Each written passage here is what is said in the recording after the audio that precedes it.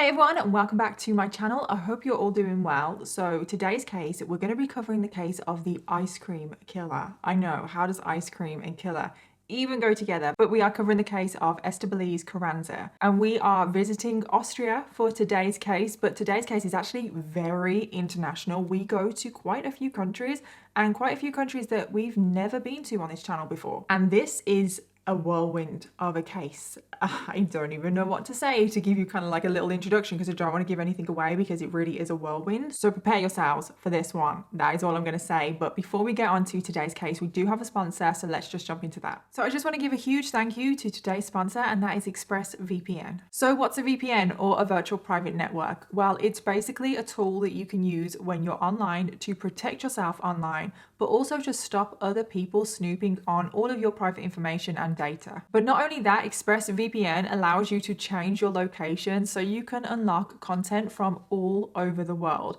which basically means you have access to Netflix from all over the world. You are not restricted to the Netflix just in your country. And I love using ExpressVPN to find true crime documentaries for my research on these cases. But sometimes documentaries are not always available to me in the UK, and that is where I find ExpressVPN super helpful. But today I actually have a recommendation to all of you outside of the UK, because I have a program that is only available on the UK Netflix, and that is Psychopath with Piers Morgan. And that psychopath in that program is none other than Paris Bennett, who we did cover on this channel a while ago. And it's such an interesting documentary. I had to recommend it. I did watch it as part of my research for that video. And Paris sits down and he gives an interview, and oh my God, it's so creepy. You really see how cold and calculated Paris is. He talks about his crimes. He talks about his thought process and all stuff like that. I mean, you can really tell that he's a psychopath, like 100%. And also you see his mom's reaction, Paris's mom, because his mom is sat in the room next to the interview and she's watching this whole interview, and it's just really fascinating. It's such an interesting documentary, and all of you need to go watch it. So like I said, it's only available on the UK Netflix. So if you are not in the UK, you can use ExpressVPN to change your location to the UK, and then you can watch it. And it's not just the Paris Bennett documentary, because ExpressVPN allows you to access thousands and thousands of shows that you wouldn't normally be able to access. And you guys can get 3 months of ExpressVPN for free by going to expressvpn.com/Danielle, or by going to the link in my description box. Thank you again to ExpressVPN for sponsoring today's video, but thank you to every single one of you watching. And I really mean that, because without all of you, I wouldn't have opportunities like this.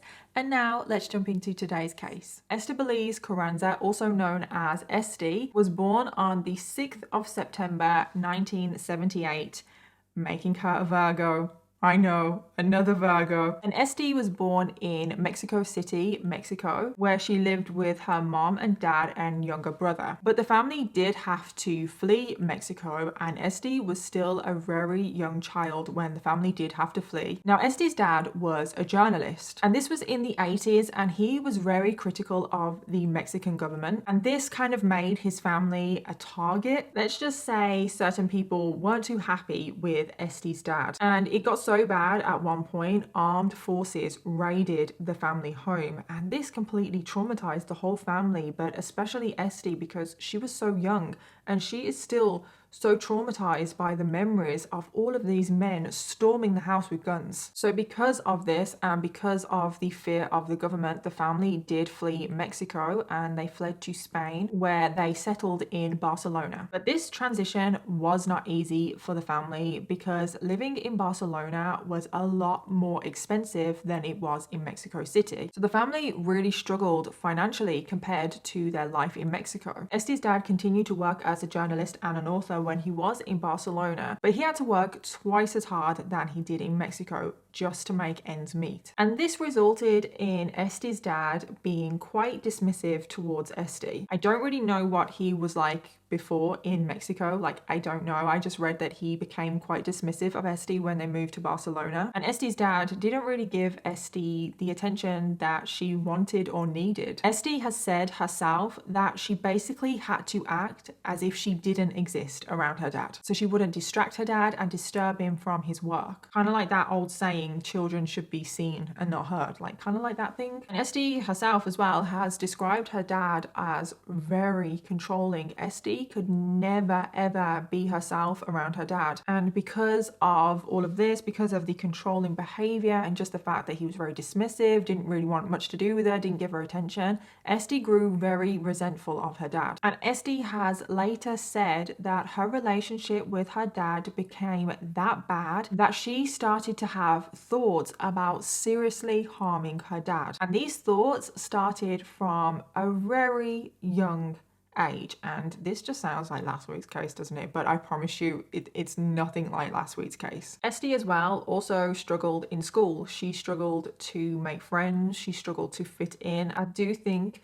that this is because she moved to a different country and she just struggled to fit in, which is always horrible. I hate hearing things like that. So Esty's childhood is not great, to say the least. However, one thing that Esty used to dream about, she used to fantasize about this from a very young age, was becoming a mother. It's said that from as young as 10 years old, Esty would ask her own mother when would she be old enough to have children herself. It was constantly on Esty's mind, becoming a mother, starting a family. Like, that is what she wanted, that is what she dreamed of. And this is definitely something that plays quite a big part of today's case. Eventually, Esty did move out of the family home. We are jumping forward a little bit here because she leaves home and goes to university, and she attends the University of Barcelona. She was studying economics at the university, and this was not exactly her choice. This was her dad's choice. It was her dad's decision to study economics. I think it was even her dad's decision to go to university in the first place, but I couldn't confirm that. But basically, she was just doing what was going to please her dad. I think Esty,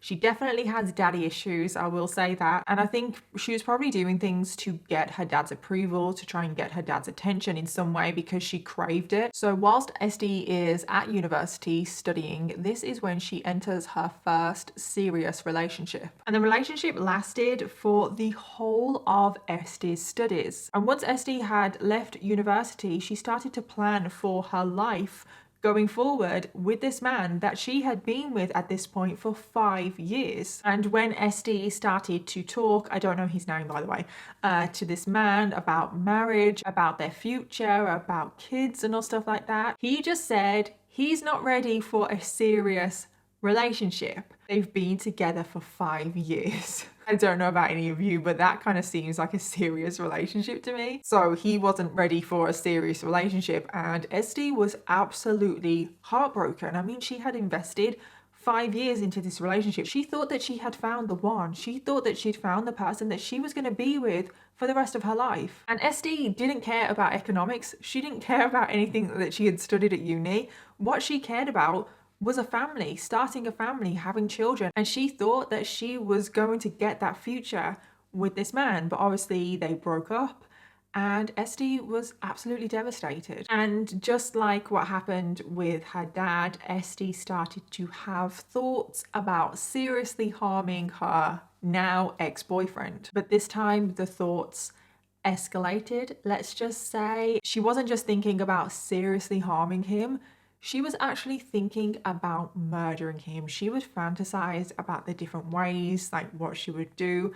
And the one that she liked, let's just say, was she wanted to cut the brakes on his car. And this in her mind would be getting revenge for what he had done to her. However, these are just thoughts, and thankfully Esty did not act on them. Instead, she decided that she wanted to make a fresh start. She wanted to get out of the city. She actually wanted to move to a different country. So she left Spain and moved to Germany. She found work as a nanny in Munich, but after a while she thought, oh, this is not really for me. I can imagine she probably thought she wanted to be a nanny because she loved kids so much and she wanted kids so badly herself. So she thought that that was going to be the right career for her, but she changed her mind. She wanted a little bit of a change of pace. So this is when Esty started to work in an ice cream shop. And Esty is currently 22 years old and she has moved to a different country. She's living independently. She is newly single. And this is when Esty meets a man called Holger holes. Now, Holger was a fridge salesman and he had gone into the ice cream shop to try and sell the shop fridges. But when he went into the shop, he instantly caught Esti's eye. The two of them kind of connected, like their eyes across the shop. And Holger was 15 years older than Esti, but Esti didn't care about this. And the two of them start chatting and they pretty much instantly hit it off. They quickly fell for one another, and then it wasn't long until Holger asked Esti to marry him, and of course she said yes. So this is pretty much everything that Esti had ever wanted. She wanted to find a man, fall in love with him, get married, start a family. This is everything she's ever dreamed of. But unfortunately, things didn't quite work out as she had hoped. Holger had been telling Esti that he was a follower of Hare Krishna, which is a branch of Hinduism. And because of this, Holger didn't believe in sex before marriage. And Esti found this romantic. She was more than happy to wait until after they were married. However, when Esti and Holger were married, Holger then started saying that he didn't believe in sex unless it was for procreation. So obviously Esti was like, well, great, because I want kids. And Holger was like, well, I'm not ready for that. And Esti was devastated again. The two of them had the conversation about children and everything, and Esti thought that they were both on the same page, but it turns out that they weren't. And Esti did accept that he wasn't ready, and she moved forward, and she just hoped that he would be ready sooner rather than later. And there's not much information really after this about their relationship, so we are going to jump forward a few years to 2005. Esti is now 27 years old, and Holger had decided that the two of them should move to Austria. He told Esti that she should quit her job in the ice cream shop and they should move to Austria and open up an ice cream shop themselves, have their own business. And I don't know why they had to move to Austria to do this. Maybe it was more affordable to do this in Austria than it was to in Germany. I don't know, but that's what he decided to do. Esti was unsure about this at first, but Holger made her another promise that if the two of them moved to Austria, he would be ready to have kids and they could start a family. And of course, Esti jumped at this because she is so desperate to have kids. And they both moved to Austria and they open up an ice cream shop to run together. However, again, things didn't exactly go to plan because they were supposed to run the shop together, 50-50, the both of them putting in equal amount of effort, but it was Esti doing everything and she was just becoming fed up of Holger doing nothing. And what annoyed Esti more than anything is that this was Holger's idea. It was his idea to move them to Austria to open up and run this ice cream shop. I mean, Esti had gone from working in an ice cream shop, so obviously she knows the shop floor, she knows how to deal with customers and all that, but she's never owned a shop before. She didn't know what she was doing. It's so different from just working in a shop to owning it. And it's said that Holger would just spend most of his days at home watching TV, playing video games, basically just doing nothing, whilst Esti was at work just trying to make ends meet. And he would spend a lot of money that Esti was making on guns, which Esti absolutely hated his gun obsession because he did have a lot of guns and he would keep them all in the house and Esti just didn't like it. And worst of all, Holger was delaying starting a family. To me, it kind of just seems like he didn't want to start a family. Like, that's not what he wanted. And he used the idea of starting a family to basically emotionally manipulate Esti into moving to Austria. But he just kept making different excuses about why he didn't want to start a family, just that the timing wasn't right, they didn't have enough money, like he didn't feel ready. He also started to become quite controlling of Esti and he would try and dictate to her like what she should do, what she shouldn't do, especially when it came to the ice cream shop. Like, he had a lot to say about how she ran the ice cream shop and it's just kind of like, you know what, Holger, if you don't like it, maybe you should do it yourself. He would also say some horrible things to Esti as well. He would always belittle her, make her feel so small. He would insult the way she looked. He would say that he was no longer attracted to her. So overall, Holger, he's not the nicest person.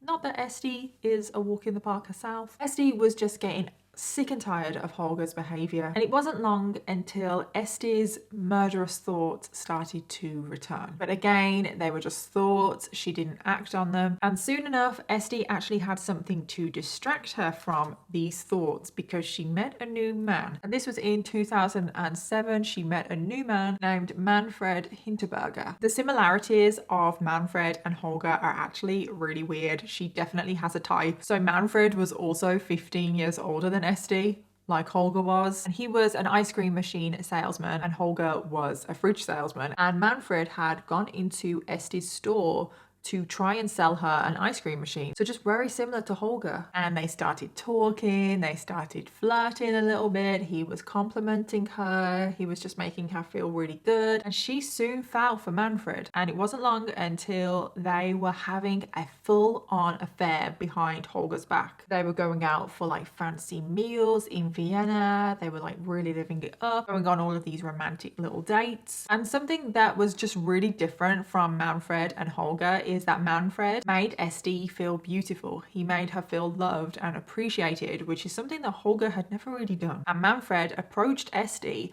and said, I think you should divorce Holger. And Esti agreed. She thought, you know what? Yeah, I don't want to be with that man anymore. I want to divorce Holger and be with Manfred. So Esti approached Holger about a divorce and surprisingly, he agreed. But Esti also wanted Holger to move out of the apartment, and this is something that he refused to do. So this was Esti's life. She was living in this apartment with her ex and dating this new man called Manfred, which obviously Holger knew about at this point. And Esti was still running the ice cream shop. Holger was still doing absolutely nothing. But when Esti would return home from work from the ice cream shop, Holger was still being vile to her. He would still belittle her. He would still insult her appearance. It's like, you're divorced, leave her alone. And Esti was just absolutely sick of it, which I can't blame her, but I don't agree with what she's gonna do. I just want to make that clear. And it wasn't long until Esti started to have these murderous thoughts again. Obviously, we already know she wanted to murder Holger before,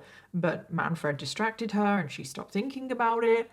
Well, those thoughts had returned. So on the 27th of April 2008, Esti had returned home from work. Esti and Holger got into their usual argument because they pretty much did argue every single day. Most of the time it was about the same thing, about Holger not moving out. But this argument, Holger did say something that Esti didn't like. She took it very personally and it hit a nerve. He said to Esti that she would be nothing without him and that she would not survive without him either. Like, she needed him. So after the argument had died down, Holger went back to his computer. I don't know if he was playing video games because he did that a lot. And Esti noticed that Holger had left one of his guns just out on the side. And she picked up the gun without Holger noticing. And as he sat there facing the computer, he had no idea that she was behind him. She shot him twice in the back of the head. And of course, these wounds were fatal. The next morning, Esti woke up and went to work as if nothing had happened. And she just left Holger's body in the apartment and she just really hoped that no one would discover the body. And at this point, Esti just really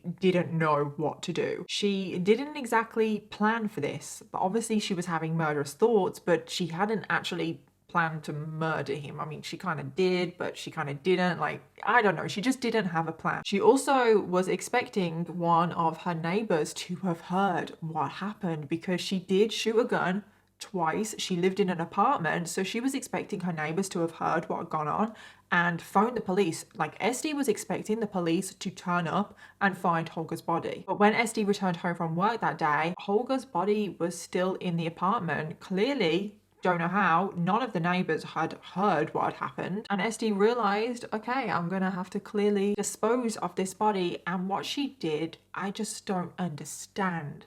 She decided to burn the body in the apartment. It's like, why would she do that? Why? Who thinks to burn a body in a building, in an apartment? So she got a bottle of schnapps and she poured the alcohol over the body. She hoped that the alcohol would help the fire, and she set Holger's body alight, but it didn't go to plan because the fire soon petered out on its own. It didn't exactly set ablaze like she was probably planning. And you know what? Thank God it didn't, because she could have potentially been endangering all of the lives of the other people living in that apartment block. So thank God it did peter out, but it did create quite a bit of smoke that did send the smoke alarms off. And also the neighbors had noticed all the smoke as well, and the fire department were called out. So the fire department and Esti's neighbors had come round to Esti's house, and Esti's like, oh my God, because she's still got Holger's body. Like, it hadn't really been burnt at all. So she went and answered the door to the fire department, and she turned on her charm, which she did quite a lot. And she managed to charm her way out of this situation, which I'm just like, how? How do these people do it? Like, I would be a mess. She was just like, oh, I just burnt my dinner, like when I was cooking. That's what all the smoke is from. And the fire department were just like, you do realize it smells really bad. Obviously they didn't know that she was trying to burn a body, but can you imagine that smell? And Esti was just like, oh, it was probably the fish I was cooking. Fish. I can't imagine that a burning dead body smells like fish. I've never smelt it. I never want to smell it, but I can't imagine it smells like fish. How did the fire department believe that? But they did. They clearly fell for Esti's charm and they left. So the next day comes along. She's just living in this apartment with Holger's body. I feel like we've got to acknowledge that right now, because we're on day 3 technically, aren't we, since she's killed him, and she's just living with this body. It's sick, isn't it? It's disgusting. So she wakes up the next day and she has this kind of half burnt kind of body of Holger, and she's like, right, okay, I better deal with this a little bit better today. So she decides that she wants to go get a chainsaw, and somehow she manages to dismember Holger's body with this chainsaw. I don't know the details of this, but then she puts the pieces of Holger's body in ice cream tubs, and then she puts these ice cream tubs in her freezer, and absolutely no one suspected a thing about like Holger's murder. Nothing. Some people did start to ask, where is Holger? Where did he go? And Esti was just like, oh, he ran off to India to start a new life, and people believed her. And then a few months down the line, she did have to move out of her apartment. I don't exactly know why. And she was like, oh my God, what am I going to do with Holger's body? Because his body has been in the freezer in these ice cream tubs for months at this point. Then she came up with a new plan on how she was going to deal with all of these body parts in her freezer. So she got all of the ice cream tubs out of her freezer with the body parts in, and she decided to fill up these ice cream tubs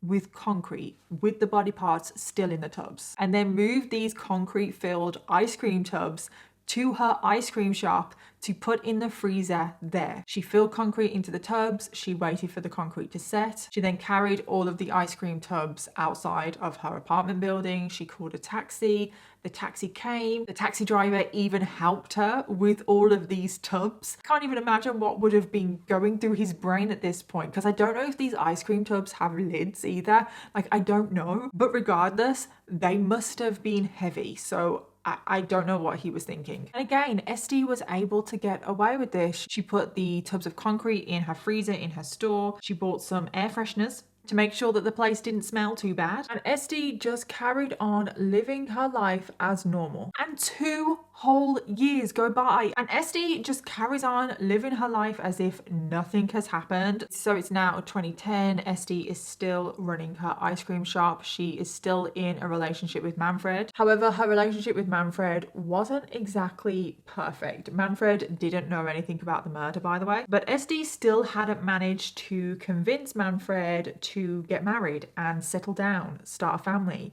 which obviously we all know that that is what Esti wants. And instead of them heading in the direction of maybe committing to each other, getting married, having kids, it was actually going the complete opposite way, because Manfred was starting to suggest that they see other people as well as seeing each other, so having an open relationship. And Esti was just like, no, that's not what I want. I want to get married. I want to just be with one person. I want to have kids. And Esti started to suspect that Manfred was having an affair. And that is why he suggested seeing other people, because he technically already was. So Esti went through Manfred's phone and she did find nude pictures of other women. She also found that he had been talking to other women on online dating sites like all through the night. And Esti just completely lost it. And then on the night of the 21st of November 2010, Esti and Manfred were arguing, because they were arguing quite a lot at this point in their relationship. So then the argument clearly finished. Manfred went to bed.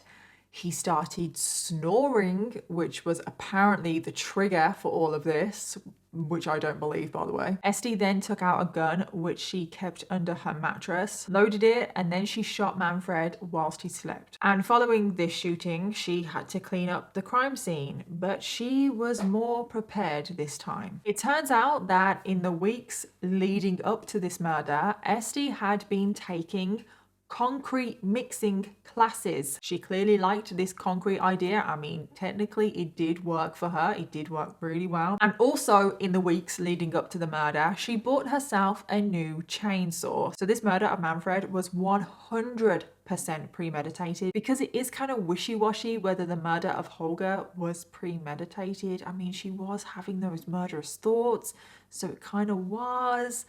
It's a bit of a wishy one, the first murder, but this second murder was 100% cold, 100% premeditated. So she dismembered Manfred's body just like she had done Holger. She then put the body parts in ice cream tubs and filled up those ice cream tubs with concrete, and then transferred those tubs to her freezer in her ice cream shop. It's then said that after all of this, Esti went and treated herself to a little manicure, because all of that dismembering of the body, she broke a nail. A few days after this murder, people started to ask where Manfred was. And Esti just replied to everyone with, I don't know, like, I don't know anything, don't ask me. So I think Manfred had a little bit of a different personality to Holger, because obviously she said that Holger ran off to India. And I think with Holger's personality, people bought that. But she couldn't do that with Manfred. I think he was a little bit different. So she decided to play along with, she didn't know where Manfred was, and she phoned the police to report him as missing. And this seemed to work. No one suspected a thing. Everyone just thought that Manfred was missing. Like, no one suspected Esti of anything. So the weeks went by, and it wasn't long until Esti found herself a new love interest. And this time it was one of Manfred's friends, 47-year-old Roland. Again, this one is also 15 years older than her. Like I said, she definitely has a type. And Roland soon fell completely in love with Esti. So when they first met, like when they first started seeing each other, Roland was actually seeing another woman, but he broke it off with that woman so he could be with Esti. And Esti at this point in the story, by the way, is 32 years old. And Esti is over the moon again, because she thinks that Roland is the one that she's going to marry, the one that she's going to start a family with. I mean, she thinks this about pretty much everyone, but things weren't exactly perfect for long, because she'd murdered 2 people. Let's not forget that. And all of the truth about what she had done was about to come out. So on the 6th of June 2011, Esti arrived at work at the ice cream shop. However, when she arrived, she could just feel tension in the air. People were stood around whispering. That was not a normal thing to happen. And Esti was just like, what is going on? And she just had that gut feeling that something bad was happening. So there was workmen just walking around, and Esti stopped one of them and she was like, what's going on? And she was told that the hairdressers next door, a pipe had burst. And in order to fix that pipe, they had to break into the cellar of Esti's ice cream shop. And I think we all know what's coming. So Esti was told when the workmen were moving things around in the cellar, trying to fix the pipe, they came across one of the ice cream tubs.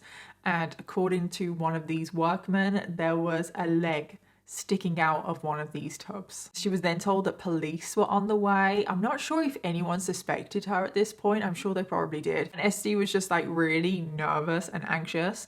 quite rightly so. And she was just like, yeah, I think I better get out of here. She then grabbed some cash, she grabbed her passport, and she went on the run. The police arrived at the scene, and as soon as they processed the crime scene and they realized who the bodies were and they realized that Esti was gone, they were like, okay, she's clearly the prime suspect. And they started a manhunt. But of course, Esti was on the run. So she had gone into a taxi to take her to the airport. She had booked a ticket to Paris, but then she got really scared that as soon as she would arrive at the airport, police would be there waiting for her, waiting to arrest her. And I think she was right. I do think the police were at the airport. So she chickened out of going to the airport and she changed her mind. So she was still in the taxi and she decided to get the taxi to Italy. I told you guys this was an international case, and she managed to flee to Italy. She managed to evade capture in Italy for 4 days. But on the 10th of June, authorities finally caught up to her, arrested her, and extradited her back to Austria. Once she was back in Austria, Esti was taken down to the police station, and it did not take long for Esti to give a full confession of both murders. However, there was one more shock left in the story. So when Esti was at the police station, she was given a medical examination,